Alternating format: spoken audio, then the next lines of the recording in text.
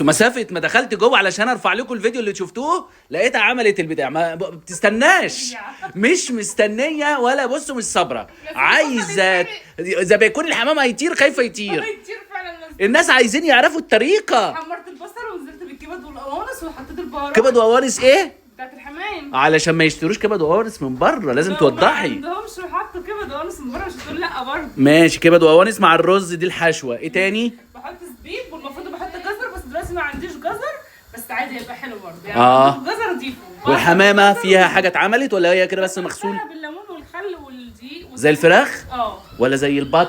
زي البط والفراخ. لا تفرق. ايه؟ لا تفرق. هي الطحينه اللي بتشيل الزفاره. الطحينه اهم مكون يشيل لكم الزفاره. هو ده التوضيح اللي انا مستنيه. ايه كان ايه تاني؟ بس تنقصوا الميه شويه ما تبقاش نفس كميه الرز العادي، بتقللوا الميه شويه عشان يطلع مفلفل، لما تيجوا تعبوه يبقى ناقص سوا شويه. هل في تكات سريه ما قلتهاش؟ الميه تكون مغليه وتزيتوا فيها الحمام وتسيبوه يستوي وبعدين تطلعوه. دي كل الاسرار؟ طلعي كل الاسرار يا وفاء، ما تخبيش. كل الاسرار وفاء ملكة الحمام. هو بس الحمام صغنن المره دي. واسأل مجرب. وفاء فتحت مطعم مخصوص كان قالب الدنيا.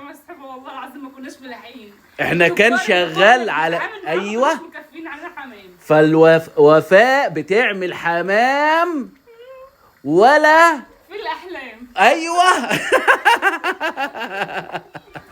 فالتكات السريه كلها طلعيها. احنا دلوقتي ملناش منافسين، المطعم وقفلناه. يمكن افتح فرع تاني في تركيا ما تسيبني. ما بياكلوش الحمام. عند المصريين اللي بتشتري قبل. وهنعمل مطعم ناكل احنا بس فيه. لا هم ما بياكلوش الحمام هم. وبعدين لو عملناها المصريين بس مش المصريين مش كتير.